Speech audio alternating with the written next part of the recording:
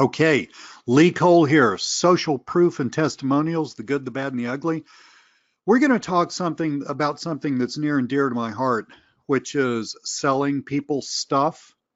And one of the tricks of the trade is social proof. And I recently released a piece of software called Bubbles, which is our own social proof WordPress plugin.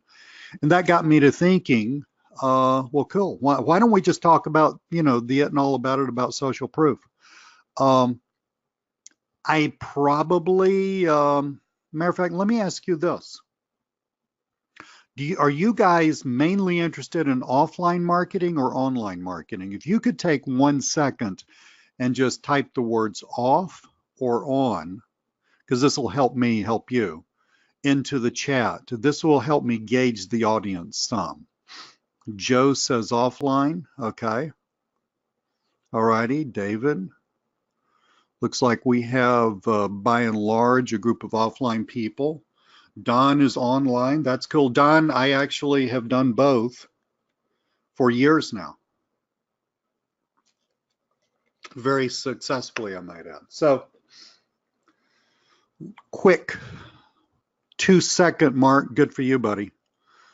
Mark says both. 2 second review about me. I discovered that that a person could do something with the internet besides check their email in approximately 2006, 2007. Got seriously interested in online marketing. I was a mathematics teacher at the time. I built up a nice little part-time income. Matter of fact, it got to where it equaled my income as a mathematics teacher, but I built up a nice income on the side working for 3 years. And then in 2010, getting toward 2010, I just by chance discovered the idea of offline marketing, and that sort of married both things because I like selling stuff to people. I've even when I was a teacher, I've always had selling jobs on the side. And that kind of married both worlds. It married my growing expertise with internet marketing with the fact that I'm pretty good at selling stuff. And so in the summer of 2010, I was doing well enough with this whole thing to where I just called up my vice principal and said, I'm done. And, it was great. I taught for 10 years. I loved it. It was an extremely stressful job, though. And I'm not coming back. They said, that's fine. I mean, they were great people. And hit the ground running. 2010, built an offline business. An offline business. 2011, it just sort of occurred to me that there were plenty of people who wanted to know what I could do, and who wanted to know how to do what I was doing. So that's when I started what I call my information marketing business, which has lately turned into more of a software business. But that's a little bit about me right there. If you if you bought Bubbles and if you bought the 50 site license, you do have as a bonus a recording. It's actually in a series of videos in the bonus area of me doing a talk in San Antonio about a month and a half ago. In that talk is a lot more about me. You don't have to know anything about me. I'm just saying if you're interested, go look at that. By the way, that talk was killer stuff. So that's it, guys. So we're going to go through this stuff. I love questions. I used to be a teacher. I love questions. Just hit me up with questions. We are going to have some Q&A at the end. But I want to basically just talk about all this stuff and see how I can help you in both your on and offline marketing quest to make a killer income. So what we're talking about in today's webinar, one, what is social proof? You probably already have a good idea, but I want to make sure we're talking about the same thing. Number two, how to use it correctly. And now correctly to me personally means both ethically and effectively. You have to be, you don't have to do anything, You can stand on the street corner and sell crack for a living. But I have to be ethical at least, but it's not going to do anything for me unless it's also effective, right? And then we're going to talk about, and this next part, the third part would be more slanted toward my offline people, although my online people don't go away because you can get a lot out of this also. How to create a killer ethical testimonial. Most testimonials that I see are, they could be better. Let's just, I'm not saying they're crap. I'm just saying they could be better. And then we'll have some Q&A. And the Q&A, you know, just ask me anything you want to, but in the Q&A, we're going to really talk about, hopefully, how you can take these ideas and put them into what you are personally currently doing so that you can sell more. All right, so let's get going with this. Robert Cialdini is a very famous psychologist. He's written a couple of books. Well, he's written more than a couple of books, but he's written a couple of really famous books. One, and I don't remember when it was published, probably 15 years ago, is called Influence, The Psychology of Persuasion. If you've never read that book, after the webinar, go to Amazon, order it, and it will show up at your doorstep tomorrow. And your assignment is to sit down and read it. Killer stuff, because it's exactly what it says it is. He wrote a new book, which I read recently. Let me see if I remember the title of that. It's called Persuasion, P-R-E, Persuasion. And this is basically what the stuff that occurs just before a sales presentation, or the stuff that occurs just before someone lands on a sales letter, is as important as, if not more important than, the sales letter itself or the sales presentation itself. That particular issue is not going to work its way into this particular webinar, but that might be worth talking about at some point in the future. But anyway, Robert Cialdini in the book Influence said, in general, when we're unsure of ourselves, when the situation is unclear, ambiguous, when uncertainty reigns, we're most likely to look to and accept and I need to move something to read that word, actions of others as correct. In other words, yeah, I mean, we're human beings. We are pack animals, right? We are really, really interested in what everybody else is doing. And that, well, like I said, humans are like dogs. We tend to do what the other dogs are doing. And if you're a dog owner, my dog actually sits here on the floor and quote unquote works with me. But if you're a dog owner, you know that anytime there's a dog barking in the neighborhood, all the other dogs bark, right? I mean, dogs just tend to do what other dogs do. They're pack animals. We are pack animals. We see safety in what other people are doing. Well, that obviously works its way into social proof. So, you know, but the issue is, how do you actually communicate this? You know, the fact that other people are doing something, especially online. All right, so somebody lands on a sales letter. I'll get to the misused part in a minute. But somebody lands on a sales letter. Well, that is an individual experience, right? I mean, they're sitting there on their phone, they're looking at their computer, they're not really aware of anybody near them on their phones doing the same thing. It would be statistically improbable that would happen. And, you know, they're having their own individual experience. They don't know that other people are doing stuff that perhaps they should do too, i.e. in this case, buy whatever's on the sales letter, or if you're looking at offline marketing, buy your service or your product from you. So as marketers, we have to take, we have to create, underscoring the word ethically. I'll quit using the word ethically, okay? Because let's just assume this whole thing, I'm trying my best to be as ethical as I can. But because we're going to talk about how this gets misused in a minute. But you know, we are trying to ethically create the environment where the environment itself communicates to the person, hey, it's safe to do this. There are other people who've done it and they like it. Okay. That was really why I created my plugin bubbles. We'll go look at it in a second for those of y'all who might have missed that. But I wanted to create an environment where other people could see, yeah, other people are buying this. Other people are, and you can use this on squeeze pages. Other people are putting in their names and emails on the squeeze page. A sticks and bricks business could use this. Other people are calling us up. Other people are walking in the door. Anytime you can do that, that is really, really important. Of course, because this is so powerful. Because remember, we're like dogs, right? I mean, if one dog barks, I guarantee you, your dog's going to bark, right?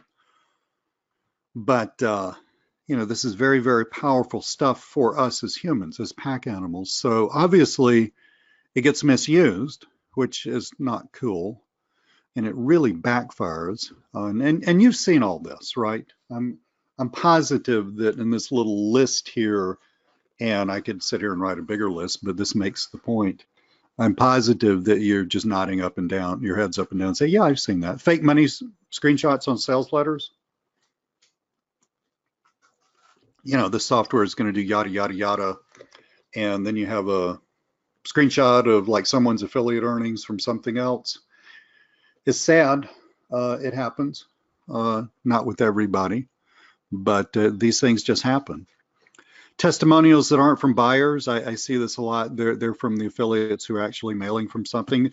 Now, according to how that's written, I mean, it could say, hey, I'm an affiliate, or I'm in this business too, and I think this is a great product. And if the person has a lot of credibility, that's a good testimonial. But if they're, if they're kind of sort of look like buyers, that's going to backfire, because people landing on sales letters are not idiots, right? Staged videos, pretend buyers of stuff. It's sad, but it's true. This stuff happens a lot, and it's not just with internet marketing. It happens with all businesses. The reason it happens is kind of cool, though. I'm not saying that the fact that it does happen is cool. That's not cool. But the reason that it happens is kind of cool, is because social proof is so incredibly powerful. So if you can figure out how to use social proof, and testimonials are sort of a subset of social proof, if you can figure out how to use that ethically, two things are going to happen. You're going to sell more stuff, and you're not going, and also as a result, you're not going to be inadvertently alienating people who are coming into your world, landing on your sales letter. That ripping noise is my dog. Again, if you're a dog owner, you're going to totally understand. He's a black lab mix, and black labs just love to rip stuff up. I have no idea why. And he's got a new little bedding thing, which looks like it's going to last all of about maybe 10 hours. I should quit buying things like that for him. But anyway, that's what that insane noise is. But this stuff happens, okay? I mean, we're all aware of this. It's sad. We wish we didn't live in a world like this, et cetera, et cetera. We do, get over it, grow up. But the fact is, people who are experiencing your sales process, if you are doing stuff like this, I mean, a good 80% of them are getting hip to this, and they're going to either hold their nose and buy your product anyway, which results in higher refund rates and perhaps not buying from you again, or what they're going to do is they're just going to, hit the back button and go back wherever they came from. I mean, this and this whole idea of fake stuff, just pointing out, has just invaded all of our popular discourse, not just political discourse, but popular discourse. I mean, fake news is bandied about on both sides of the aisle a lot today. Social proof is so powerful, we even make jokes about it. I mean, you know how there are all the Yogi Berra jokes, the ridiculous sort of contradictory things that are assigned to Yogi Berra. Probably he said 1% of them, kind of like Chuck Norris jokes. But one of my favorite is that restaurant is so busy people don't go there anymore. And I remember when I was a little kid, my dad was a businessman. When I was a little kid, he told me, as one of his business lessons, was people like to do business where business is being done. So again, social proof, extremely important. It's even in our popular culture. the fact that a lot of people are doing stuff. It's also in our popular culture, the fact that with the internet, with computers, faking things is extremely easy. So what this does is you got a whole bunch of people acting like humans wanting to do pack mentality behavior because that's how we're biologically, that's how we're biologically trained. And but then there's this sort of hypersensitivity in people's heads, I mean, and rightly so, to, oh my God, is this fake? And so if you're going to sell stuff, I don't care if it's online or offline, if you're going to sell stuff, you really need to understand psychologically what's going on in people's heads so that you can deal with it, okay? So that you can sell more stuff. So is there a way to have your cake and eat it too? Is there a way to actually have social proof? And excuse me, I just drank some water, including testimonials, along with having it actually work. And this is what has worked for me. One thing is having social proof, but just sort of downplaying it. And with my software that I released lately, Bubbles, that was an automated way of having social proof and downplaying it. But it's kind of like, here's social proof, but I'm not shoving it in your face. All right. In other words, what that does psychologically, it makes the person feel a lot more comfortable about it, because it's like, since I de-emphasize the seeming importance of something, then it sort of helps people's natural defenses go down. And two, and we'll hit this at the end of the webinar, how to create really killer ethical testimonials. And I'll give you an example of a testimonial that from a client of mine, that from one of my clients who bought some of my marketing stuff, that I didn't really create it. I mean, just hold that thought. That word creating, I'm not saying lying about anything. I'm just saying ending up, let's just say ending up with an ethical testimonial. I'll tell you about the process of how to do this really, really well and ethically toward the end of the webinar. So let me show you some examples of both, just to make sure that we are on the same page. Let's pop out of here real fast. And this is Bubbles.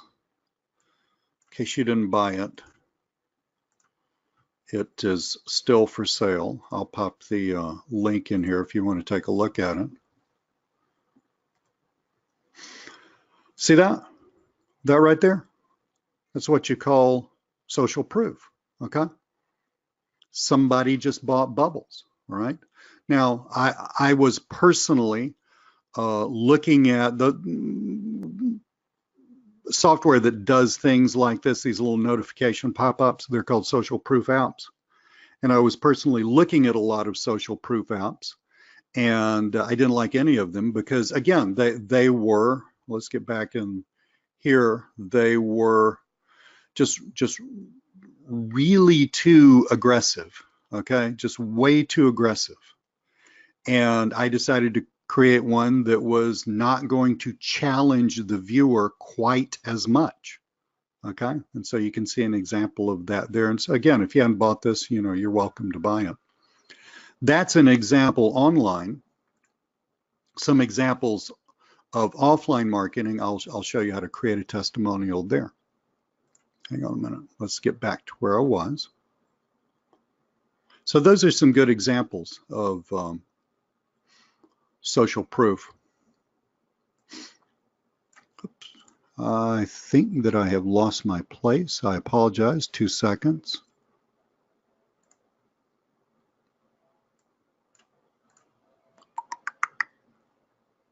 Yeah.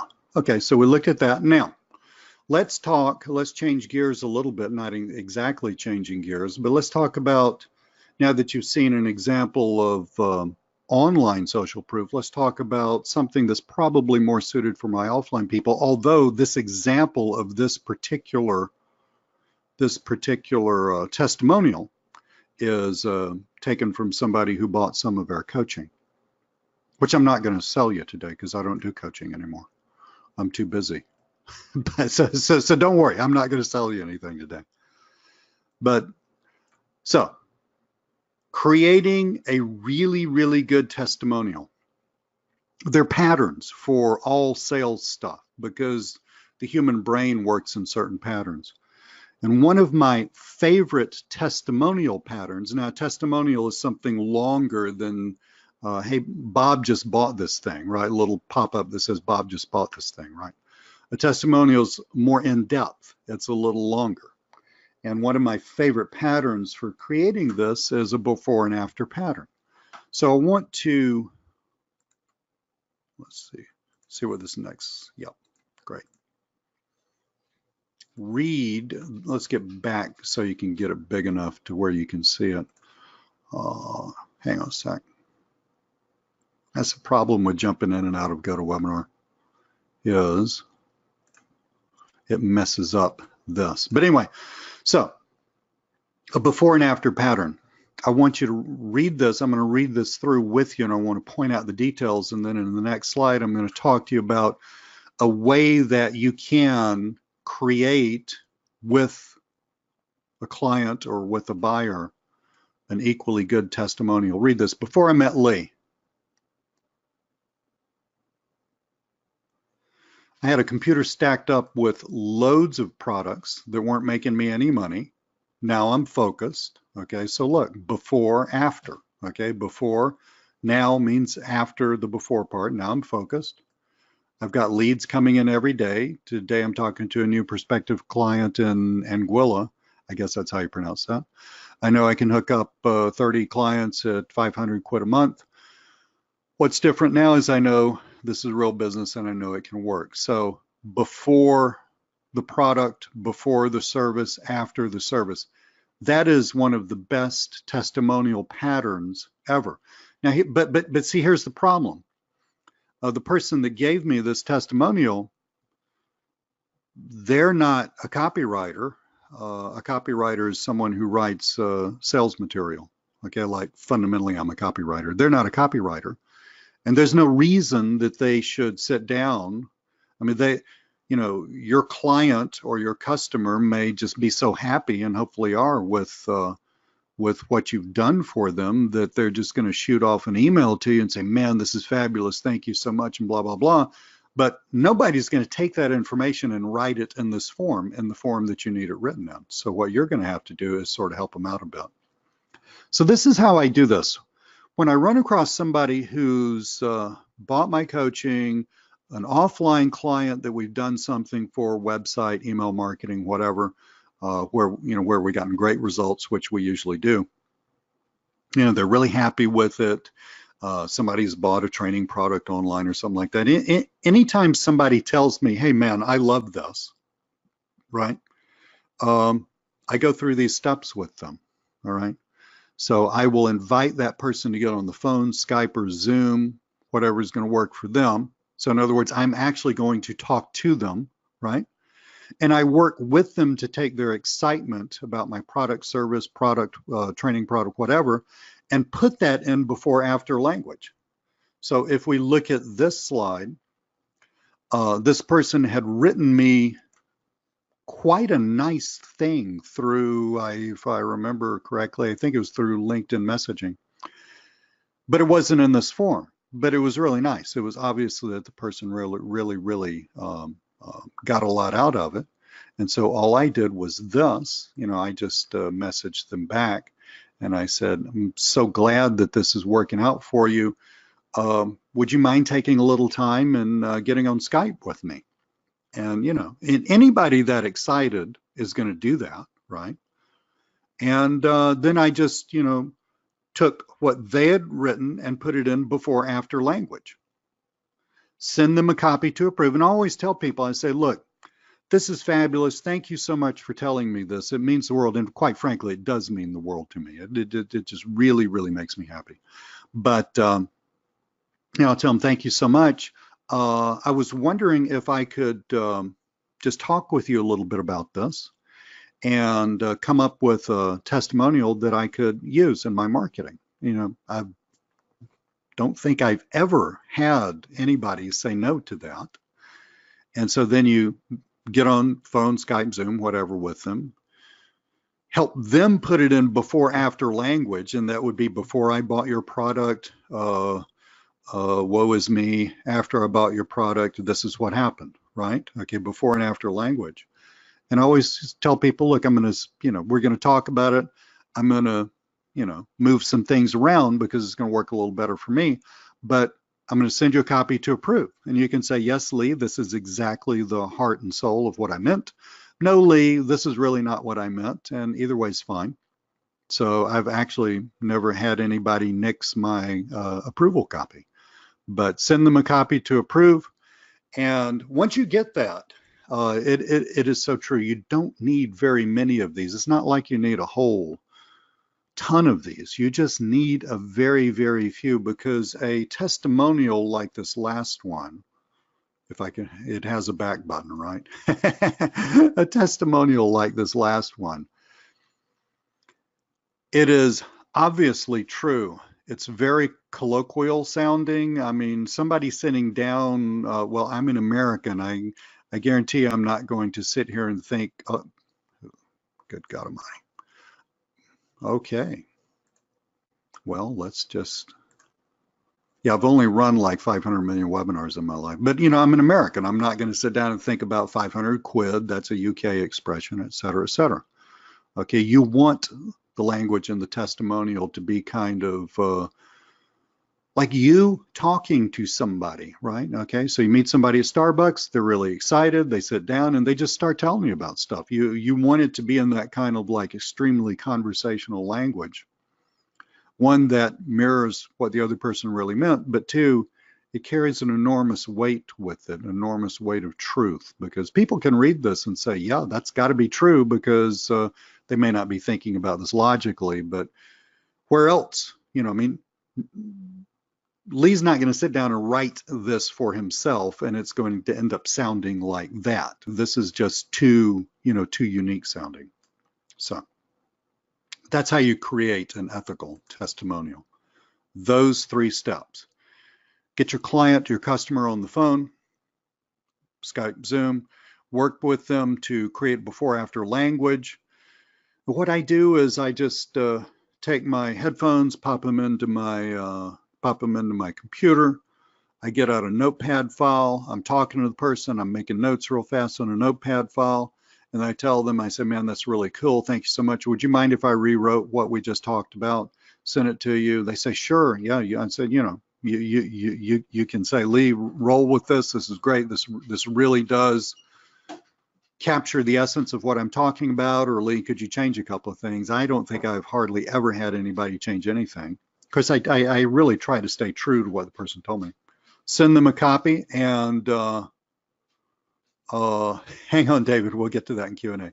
Send them a copy and let them approve it. So, and again, you don't need too many. And cool beans, that's what I wanted to tell you about social proof and testimonial. You can do it online with software. Okay? You can do it through, I mean, you see sales letters. All of my sales letters have a testimonial or 2 on them. These are real testimonials. Okay, I mean, really about, they're either going to be about that product itself, or they are clearly marked that they are just about my products in general.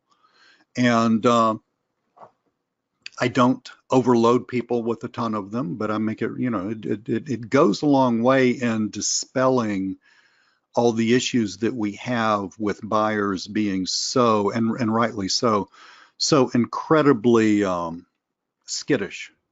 John Carlton, the copywriting teacher, and I've gone through his simple writing system course numerous times.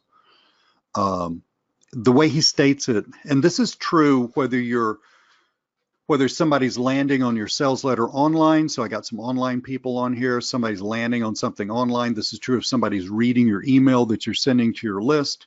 It's true when you sit down in front of somebody's office, if you're standing in front of their little board of, their board of 3 vice presidents, pitching some kind of marketing thing to them, on a whiteboard, or however you're selling something, the person that you're selling to is automatically remarkably skeptical. Nowadays, even more skeptical than people used to be. And people have always been very skeptical, remarkably skeptical. And as John Carlton says it, they're looking for any reason whatsoever to just bolt and get out of there and shut down and figure out why they don't need to spend their money on this. That's where people start from in any sales process. Okay, whether it's on or offline, it really doesn't matter, because that they're trying to protect themselves. And this is one way that you can ethically help people understand, yes, I'm to be trusted. This may not be for you. I mean, let's go through the sales presentation. And if you decide your business doesn't need what we're doing here, that's totally cool. Or let you read the sales letter and you decide, you know, I don't need that. That's fine. But our goal is to, you know, lower that hypersensitivity that, oh my God, they're trying to, you know, tell me a bunch of stuff that's not true, et cetera, et cetera. So quick Q&A. David, I can't really, I think we'll just start with it's kind of sort of a question. I think I understand this, but I'm not sure. Are you talking about the testimonial that I just showed you there? David says, too strong, ? Beware of testimonials. Either you can't spell or you're trying to put two words together. I'm guessing you're trying to put two words together. Testosterone. Okay. But see, the problem is I'm probably dyslexic. I'm older than most of you guys, so I went to elementary school before they even knew what dyslexia was. But my spelling is atrocious. Yes. Beware. It's that thing. It's exactly what Mark, let's just say that I'm entering into my 7th decade of life on this planet, and I did that back in October. So yeah, in other words, I'm 60. But David, yes. What works for me in all sales situations? Mark is older. You are the man. Now that I announced how old I am, you need to announce how old you are. I won't yell it out if you don't want me to. I'm just curious. But oh my God. I've got, and Mark, I wasn't saying that about you. Mark, you're in I have many people on this webinar who are quite a bit older than I am. Y'all totally rock. I know this because I know I rock. I'm just messing with you. But anyway, I'm a pup. Well, I feel like a pup. I'm having the time of my life right now. But David, getting back to your thing. Yes, that is really what works for me. It works both in online marketing and offline marketing. Is you need the testimonial, you need the social proof, it helps, but it is so easy to push it too hard, right? It is so easy to bang on the table, so to speak, and say, you know, this is the best thing since sliced bread because all these people say so. And you know, that can be so off-putting, because we get back to what John Carlton said. People are, especially early in the sales process, they are looking for anything, any reason whatsoever to say, no, this isn't for me. No, that guy's full of crap. No. You read the sales, no, it's crap. That can never work. They're looking for any little thing, any little tripwire to say, oh, okay, it's time for me to back out, right? So you have to be extremely careful about that. And frankly, I think, you know, because of the whole internet fake news, I mean, not just with fake news in the past couple of years, but, you know, the fact that so much can be faked on the internet with that thing, especially with online stuff. And for my people who are strictly online people, you have to be incredibly careful with this. It is so easy to make a sales letter look like pure garbage. Okay, just because you put somebody's picture up there, which I see pictures that are, you know, cribbed from, you know, places like, you know, stock photo places and stuff like that. Hang on, Mark. That's a great question. Let's get to that second. Even though, you know, you put pictures up there, you know, you got somebody's name and you got a location, if it's too much, you know, if it's too much information, if it's too much in your face, then you're really going to start doing more harm than good. Okay. David, that's really true. David says, oddly, a video testimonial can push limits because it can trigger emotional connections more easily. Uh, yeah, I really like video testimonials. They're hard to get. David, a good way to do video testimonials is through an interview. Okay, so instead of, and I'm not talking about Fiverr fake video testimonials. That's not what I'm talking about. That's garbage, obviously. Okay, but let's say let's just use the offline example, and then let's just say you sold somebody a website, okay, and they really liked it. All right, I'm just using this so I can talk about something. But it is perfectly legit for, and as a matter of fact, this is good sales, and y'all, my offline people, y'all should be doing this. Well, number one, you always, after you get paid and you deliver the product, a week later, you always should be calling that person back and making sure that they like it. All right, you always should be doing that for two reasons. Number one, if they don't like it, but they're too busy to tell you, they will just not like you for the rest of their lives and never buy anything from you, okay? But you'll never hear from them. They're not going to trash you on Yelp or anything. They're just not going to buy anything from you again. And real customers in the offline world are too damn hard to find for you to go around burning them after you sell them something, okay? But number two, if you call somebody back a week later, yeah, man, I really like it. Two beautiful things can come of this. One, a testimonial, which is really important. But two, hit them up for upsells, okay? I mean, and always before you make that call, you need to be checking them out online and thinking, you know, with marrying the things that you sell with what they might buy. And you call them back. Mark, I'm going to use your name just as an example. Hey, Mark, you know that website we just sold you? I hope you'll, oh, yeah, Lee, man, it's great. It really solves the problem for us. It's so much better than what we had. You'll never believe this, but we've had the other one since 2004, and it looked like it, blah, blah, blah. That's really, really cool. Well, that's great, Mark. I'm glad it's working out for you. Just wanted to check and make sure everything was the way it needed to be. By the way, you guys ever do any video marketing? Because that would be perfect for your business. Okay, so then I'm always sliding into an upsell, right? And of course, I would have checked them out on YouTube, Googled them, looked at their website, maybe seen no video marketing done, maybe a feeble attempt at some video marketing done. That's a beautiful sales call to make. Think about it psychologically, because you're already trusted at that point. You've delivered. They took a leap of faith. They trusted you. They paid you money, usually a lot of money for something like that. You absolutely delivered. You under-promised and over-delivered, right? And here you come back and you say, look, you know, this is another thing I can help you with. Man, those sales are they're like a 4-year-old going down a slide. I mean, there's just no way to stop them, okay? Mark, talking about bubbles, how to slow it down. You want to slow it down slower than the slow setting does? I'm thinking. If you could please put in a support ticket for me, I'll run that by the developer. I'm guessing that is a fairly simple thing to do, okay? I don't program stuff myself. I guess I could, but why? And I would be happy. I think I remember myself thinking that might be a little fast on the slow setting. But if you would please put in a support ticket, support can, if you probably already know where it is, but worst case, just go to the bubble sales letter, go all the way down the bottom.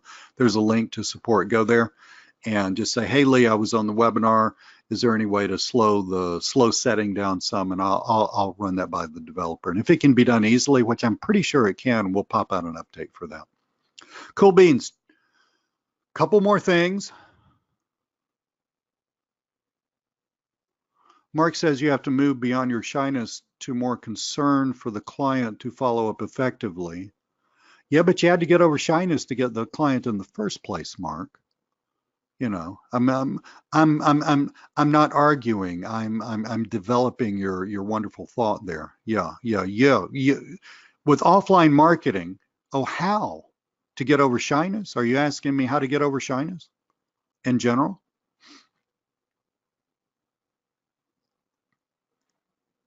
Because you're talking to a person who is actually an intense introvert. I would not like nothing better. Okay, yeah, I would like nothing better than to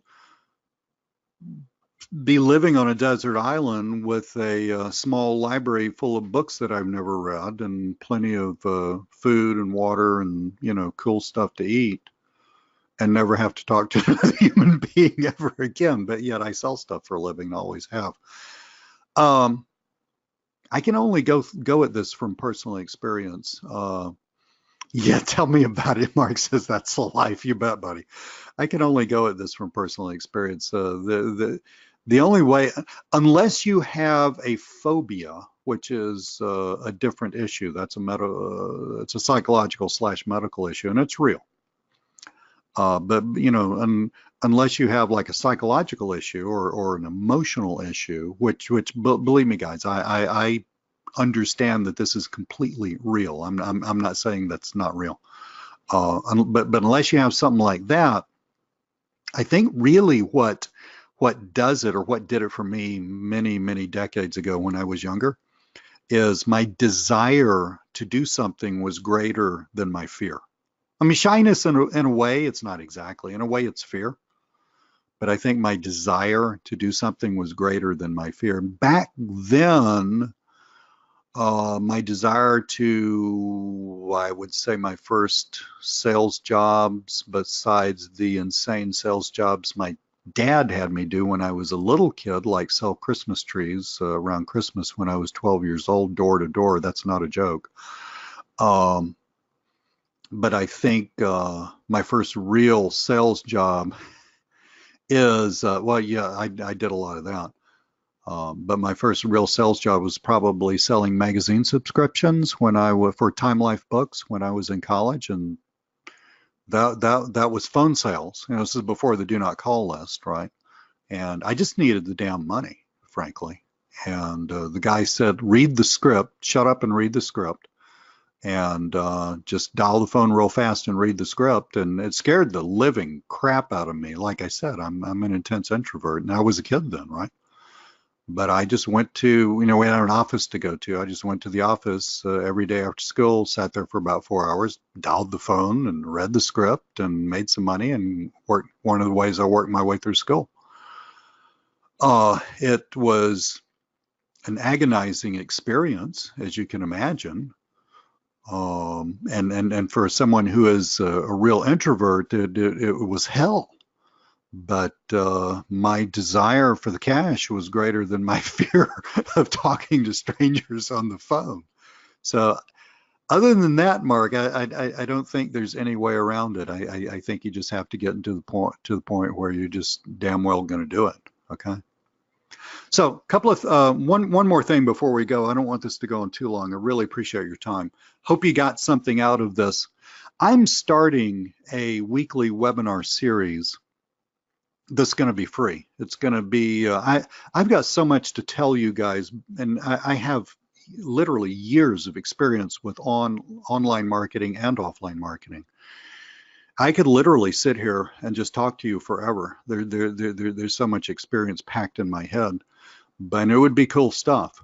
But I thought it would be really nice if I just started getting more of this stuff out into the universe, for, where you guys could benefit from it. It will also create webinars I can put up on YouTube, et cetera, et cetera. Obviously, it does something for me. Otherwise, I wouldn't do it.